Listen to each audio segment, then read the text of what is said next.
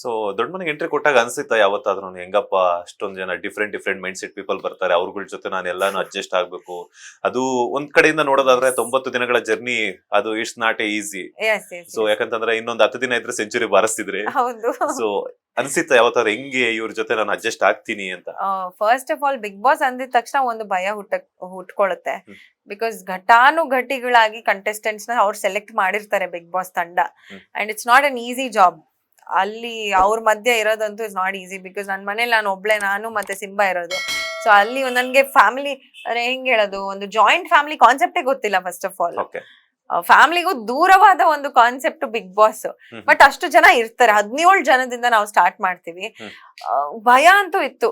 S, ಒಂಥರ ಬೇರೆನೆ next level ಇರುತ್ತೆ ಈ ಒಂದು ಸೀಸನ್ 11 ಅಂತಾನೆ ಗೊತ್ತಿತ್ತು ನನ್ಗೆ. ಬಟ್ ಭಯ ಖಂಡಿತವಾಗ್ಲೂ ಇತ್ತು. ಆ ಭಯ ಇಸ್ ಗುಡ್ ಆಕ್ಚುಲಿ.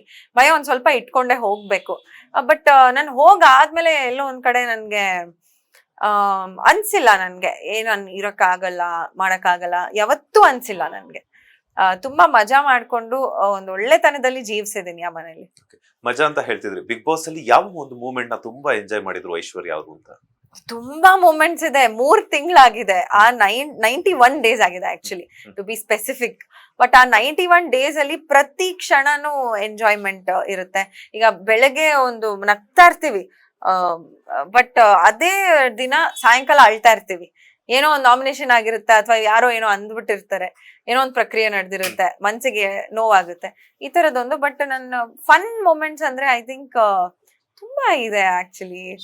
ಪಕ್ಷದ ಟಾಸ್ಕ್ ಅಂತ ಆಗುತ್ತೆ, ರಾಜಕೀಯ ಪಕ್ಷವಾಗಿ ನಾವು ವಿಂಗಡಣೆಗೊಳ್ತೀವಿ. ಅವಾಗ ನಾನು ಡುವೆಲ್ ಕ್ಯಾಪ್ಟನ್ಸಿ ಆಗಿರ್ತೀವಿ, ನಾನು ಮತ್ತೆ ತ್ರಿವಿಕ್ರಮ್ ಅವರು. ಐ ಥಿಂಕ್ ಅದು ನನ್ಗೆ ತುಂಬಾ ಮೆಮೊರೇಬಲ್. ಅಂಡ್ ಇನ್ನೊಂದೇನಂದ್ರೆ, ರೀಸೆಂಟ್ ಆಗಿ ಒಂದು ಟ್ರೋಲ್ ಆಗ್ತಾರೆ ಚೈತ್ರ ಅವರು. ಮೋಕ್ಷಿತಾ ಅವರು ಅವ್ರ ಕಾಲ್ ಇಟ್ಕೊಂಡು ಚೈತ್ರ ಅವರು ಬೌನ್ಸ್ ಆಗ್ತಾ ಇರ್ತಾರೆ ಬಾಲ್ ಮೇಲೆ, ಅದು ಗ್ರೋಸರಿ ಟಾಸ್ಕ್ ಅಲ್ಲಿ. ಅದನ್ನ ನೋಡಿ ನಾನು ಬೆಂಚ್ ಮೇಲಿಂದ ಬಿದ್ದೆಲ್ಲ ನಗ್ತಾ ಇರ್ತೀನಿ. So I think that was also very fun. ಈ ಹೊರಗಡೆ ಬಂದ್ಮೇಲೆ, ಯಾಕಂತಂದ್ರೆ ಬಿಗ್ ಬಾಸ್ ಮನೆಯೊಳಗೆ ಹೋದ್ಮೇಲೆ ಟ್ರೋಲ್ ಆಗೋದಂತೂ ಕಾಮನ್. ನಾವೇನೇ ಮಾಡಿದ್ರು ನಮ್ಗೆ ಅರಿವಿಲ್ದೇನೆ ನಾವು ಟ್ರೋಲ್ಸ್ ಆಗ್ತೀವಿ. ಸೊ ಆತರ ಮೇಮ್ಸ್ ಆಗಿರ್ಬೋದು, ಟ್ರೋಲ್ಸ್ ಆಗಿರ್ಬೋದು, ನೋಡಿದಿರಾ? ನಿಮ್ ಗಮನಕ್ಕೆ ಬಂದಿದ್ಯಾ? ಎಷ್ಟು ಎಂಜಾಯ್ ಮಾಡಿದ್ರಿ ಅದನ್ನ? ತುಂಬಾ ಎಂಜಾಯ್ ಮಾಡ್ತೀನಿ ಟ್ರೋಲ್ಸ್ ನೆಲ್ಲ actually. But as long as ಅದನ್ನ ಅದು ಒಂದು ಮಿತಿ ಮೀರಿ ದಾಟಬಾರ್ದು ಅಷ್ಟೇ. ಅಲ್ಲಿವರೆಗೂ ಟ್ರೋಲ್ಸ್ ಅವ್ರ ಕೆಲ್ಸ, ಅದು ಅವ್ರ ಕೆಲ್ಸ. ಒಂದು ಎಂಟರ್ಟೈನ್ಮೆಂಟ್ ಕೊಡೋದು ಜನಕ್ಕೆ, ಅಂಡ್ ಒಂದ್ ಶೋನ ಒಂದ್ ರೀತಿಯಾಗಿ ಪೋರ್ಟ್ರೇ ಮಾಡೋದು, ಅವ್ರ ಕೆಲ್ಸ. And I also enjoy it. ಎಲ್ರು ಎಂಜಾಯ್ ಮಾಡ್ತಾರೆ. ಹಲವಾರು ಟ್ರೋಲ್ಸ್ ನೋಡ್ದೆ ನಾನು, ಬರೀ ನನ್ ಬಗ್ಗೆ ಅಂತ ಅಲ್ಲ, ಎಲ್ಲಾರ್ದು ನೋಡ್ದೆ. ಒಂದಷ್ಟು ತುಂಬಾ ನಗು ಬಂತು, ಫನ್ ಆಗಿದೆ. ರಜತ್ ಅವರು, ತ್ರಿವಿಕ್ರಮ್ ಅವರು ನನ್ ಬಗ್ಗೆ ಮಾತಾಡ್ಕೊಂತಾರೆ, ನೋಡಕ್ಕೆ ಚೆನ್ನಾಗಿದ್ದಾಳೆ, ಏನೋ ಹೇಳ್ತಾ ಇರ್ತಾಳೆ. ಅದೇ ರೆಸಾರ್ಟ್ ಟಾಸ್ಕ್ ಟೈಮ್ ಅಲ್ಲಿ. ಎಸ್, ಅದು ತುಂಬಾ ಫನಿ ಅನ್ಸ್ತು ನನ್ಗೆ. ಬಿಕಾಸ್ ಅದ್ ನನ್ಗೆ ಗೊತ್ತೇ ಆಗಿಲ್ಲ, ಇಲ್ಲಿ ಬಂದ್ ನೋಡಾದ್ಮೇಲೆ ನನಗ್ ಗೊತ್ತಾಗಿರುತ್ತೆ ಅದು. ತುಂಬಾ ಬೇಜಾರಾಗಿರುವಂತ ಟ್ರೋಲ್ ಯಾವ್ದಾದ್ರು ಕಣ್ಣಿಗೆ ಕಾಣಿಸ್ತಾ ಅಂತ? ಬೇಜಾರಾಗಿರುವಂತ ಒಂದು ಟ್ರೋಲ್, ಇದೇ ವಾರದ್ದು ಒಂದು ಟ್ರೋಲ್ ಆಗುತ್ತೆ. ದಟ್ ಭವ್ಯ ಅವ್ರು ಜಾಸ್ತಿ ಅಡ್ಗೆ ಮಾಡಿರ್ತಾರೆ ನನ್ಗಿಂತ ಅಂತ, ಅಂಡ್ ನಾನೇನು ಮಾಡಿರಲ್ಲ ಆ ತರ ಅದೊಂದು ಏನೋ ಒಂದು ಪೋರ್ಟ್ರೇ ಮಾಡಿರ್ತಾರೆ. ಬಟ್ ಅದು ತುಂಬಾ ತಪ್ಪು actually. It's quite the opposite. Because ಆ ತಂಡದವರು ಕಿಚನ್ ನ 1 hour ಮಾತ್ರ ಓಪನ್ ಇಟ್ಕೊಂಡಿರ್ತಾರೆ, ಬೆಳಗ್ಗೆ, ಮಧ್ಯಾಹ್ನ ಮತ್ತೆ ರಾತ್ರಿ ಅಂತ. ನಾವು 24 hours ಕೆಲಸ ಮಾಡ್ತಾ ಇರ್ತೀವಿ. ನಾನು ಕಿಚನ್ ಒಳಗಡೆನೆ ಇರ್ತೀನಿ, ಅಡ್ಗೆ ಮಾಡ್ತಾನೆ ಇರ್ತೀನಿ. ಆಲ್ಮೋಸ್ಟ್ ಒನ್ ಟೈಮ್ಗೆನೆ 50 to 60 ಪ್ಲೇಟ್ಸ್ ನಾನು ಹೊರಗಡೆ ಕಳಿಸ್ತೀನಿ. ಸೊ ಅದೊಂದು ಬೇಜಾರಾಯ್ತು. ಬಿಕಾಸ್ ಆ ಎಫರ್ಟ್ಸ್ ಅಷ್ಟು ಹಾಕಿರ್ತೀನಿ.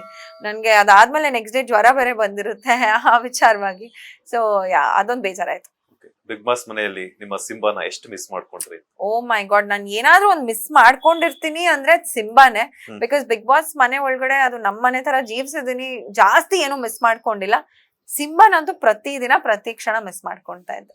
ಲೇಟೆಸ್ಟ್ ಹಾಗೂ ಇಂಟ್ರೆಸ್ಟಿಂಗ್ ಸುದ್ದಿಗಳಿಗಾಗಿ ಬಾಸ್ ಟಿವಿ ಕನ್ನಡ ಚಾನೆಲ್ನ ಸಬ್ಸ್ಕ್ರೈಬ್ ಮಾಡಿ, ಹಾಗೆಯೇ ಬೆಲ್ ಐಕಾನ್ ಪ್ರೆಸ್ ಮಾಡಿ.